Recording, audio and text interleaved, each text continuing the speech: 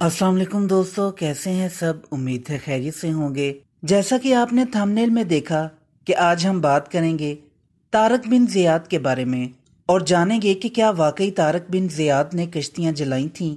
जानने के लिए वीडियो को एंड तक देखें और जिन्होंने मेरा चैनल सब्सक्राइब नहीं किया वो ज़रूर करें ताकि इसी तरह हिस्ट्री से मुतालिक आपके नॉलेज में इजाफा होता रहे। तो चलिए दोस्तों, वीडियो शुरू करते हैं।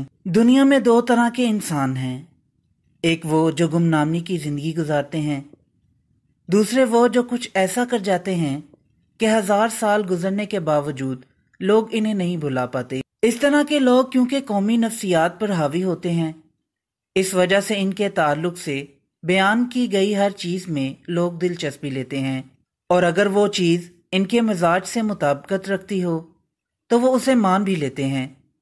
यूं कई शख्सियात के हवाले से लोगों में गलत सलत बातें मशहूर हो जाती हैं। कई बार तो ये इतनी मशहूर होती हैं कि बच्चा बच्चा इनसे वाकिफ होता है और इनकी इसी शोहरत की वजह से मुहक्किकीन हजरात भी बगैर तहकीक इसे आगे बयान कर देते हैं। मुहक्किकीन की इस हरकत का नुकसान ये होता है कि अवामी सतह पर मशहूर वाकया तारीखी हवाला बन जाता है। जब बाद में कोई शख्स इस पर एतराज़ करता है तो उसे ये जवाब मिलता है, अगर ये सच नहीं तो फलां फलां मौरख ने इसे बयान क्यों किया। लोग ये बात नहीं जानते कि खुद इब्न खलदून अपनी तारीख के मुकदमे में हमें समझा चुके हैं कि मौरख को सिर्फ नाकिल नहीं बनना चाहिए बल्कि इसे दरायत और रवायत के उसूलों से काम लेना चाहिए। इसलिए ज़रूरी है कि हम दरायत और रवायत के उसूलों को अपनाते हुए ऐसे वाक़यात की छान पटक करें। तारक बिन ज़ियाद अफ्रीका के बर्बर कबीले से ताल्लुक़ रखता था। पहले तो ग़ुलाम था, लेकिन अपनी सलाहियतों की बदौलत खलीफा की नज़र में आ गया।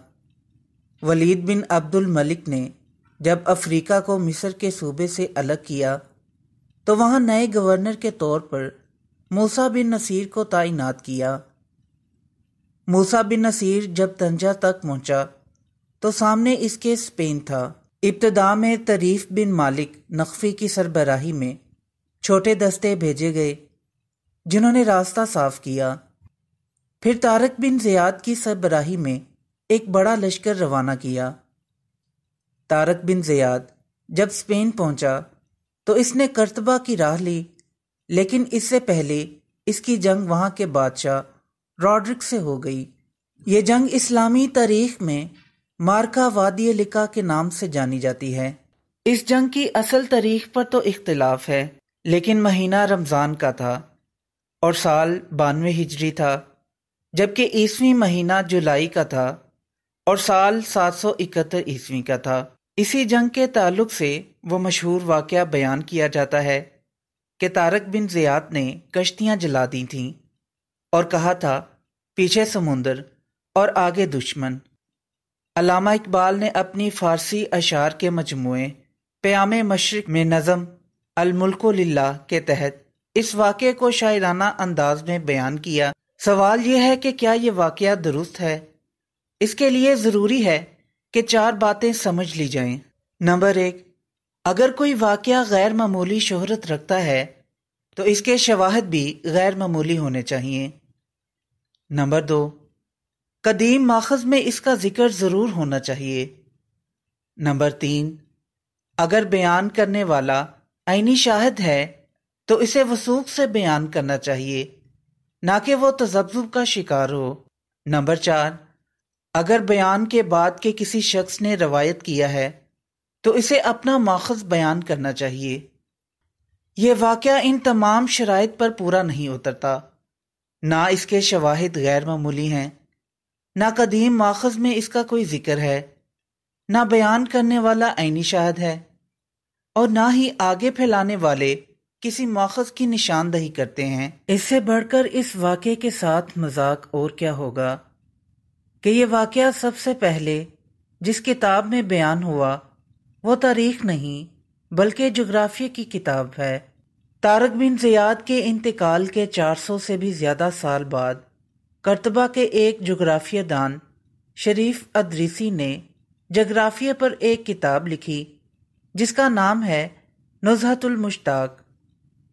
اس کتاب میں جبل الطارق کا تعارف کراتے ہوئے شریف ادریسی نے لکھا کہ عربوں کے شک کو جو انہیں طارق کی ہمت پر تھا رفع کرنے کی غرض سے کشتیاں جلانے کا حکم طارق کی طرف سے دیا گیا تھا، لیکن مسئلہ یہ ہے کہ ایک تو واقعہ اس طرح بیان ہوا ہے، یقالو یعنی کہا جاتا ہے، اب کون ہے کہنے والا کچھ نہیں پتا۔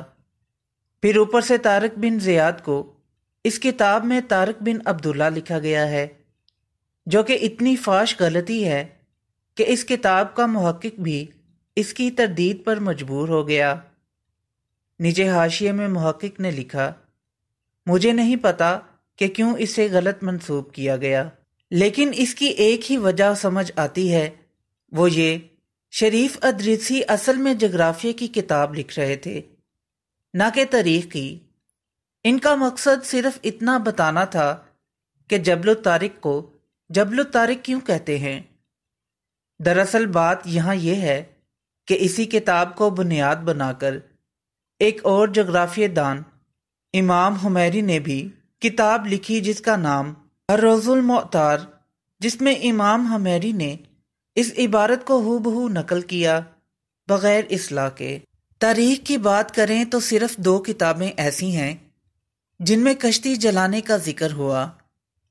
ایک کا نام ہے الاکتفاء فی اخبار الخلفاء، اس میں امام ابن القردبوس نے صرف اتنا لکھا کہ کرتبہ کی جانب جاتے ہوئے طارق نے کشتی جلا دی اور کہا مارو یا مرو، لیکن مسئلہ یہاں یہ ہے کہ واقعہ ہے 1 صدی ہجری کا اور امام ابن القردبوس ٹھہرے 6 صدی ہجری کے، اور اوپر کوئی حوالہ نہیں، کیسے مان لیا جائے اسے؟ دوسرا حوالہ امام المقری الطلسمانی کا ہے، ان کی کتاب کا نام ہے نفح الطیب۔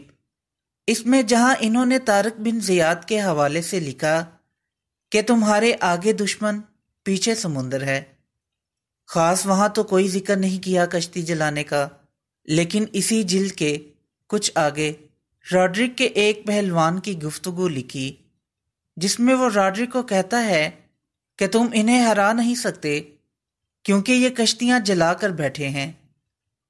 لیکن مسئلہ یہ ہے کہ امام مقری نے اس واقعے کو کیلا کہہ کر لکھا ہے، یعنی کہا جاتا ہے۔ اس سے پتہ چلتا ہے کہ امام مقری کے پاس بھی کوئی ثبوت نہیں، بس مشہور بات لکھ دی انہوں نے۔ ان حوالوں سے یہ بات صاف ہو جاتی ہے کہ یہ واقعہ پہلی بار ضبط تحریر میں آیا ہی 400 سال بعد تھا، اور اسے بیان کرنے والوں کے پاس بھی سوائے عوامی روایت کے کوئی دلیل نہیں تھی۔ اب یہاں کوئی یہ سوال اٹھا سکتا ہے کہ یہ واقعہ اگر غلط ہے تو اسے بیان کیوں کیا گیا؟ تو اس کا جواب یہ ہے کہ ہماری تاریخ کی کتابیں کسی اصول کو سامنے رکھ کر نہیں لکھی گئیں، بلکہ ہر قسم کا رتب و یابس اس میں شامل کر دیا گیا ہے اور فیصلہ بعد والوں پر چھوڑ دیا گیا ہے۔ دوسری بات یہ ہے کہ مسلمانوں کی لڑائیاں چل رہی تھیں، اس وقت تو لوگوں کو جوش جذبہ دلانے کے لیے اس طرح کے واقعات اچھا اثر ڈالتے ہیں۔ پھر اوپر سے اس میں چونکہ جذبہ ایمانی کا شاندار مظاہرہ ہوا ہے، اس لیے علماء اور صوفیاء نے بھی اسے ہاتھوں ہاتھ لیا۔ لہٰذا اگر آپ کوئی افسانہ، ناول یا نظم لکھنا چاہتے ہیں تو یہ واقعہ آپ کی خوب مدد کرے گا، لیکن تاریخی مباحث میں اس کی کوئی جگہ نہیں۔ تو دوستو، یہ تھی آج کی ویڈیو پسند آئی ہو تو لائک ضرور کریں اور میرے چینل کو سبسکرائب کریں۔ پھر ملتے ہیں ایک نئی ویڈیو کے ساتھ، تب تک کے لیے اجازت دیں۔ اللہ حافظ۔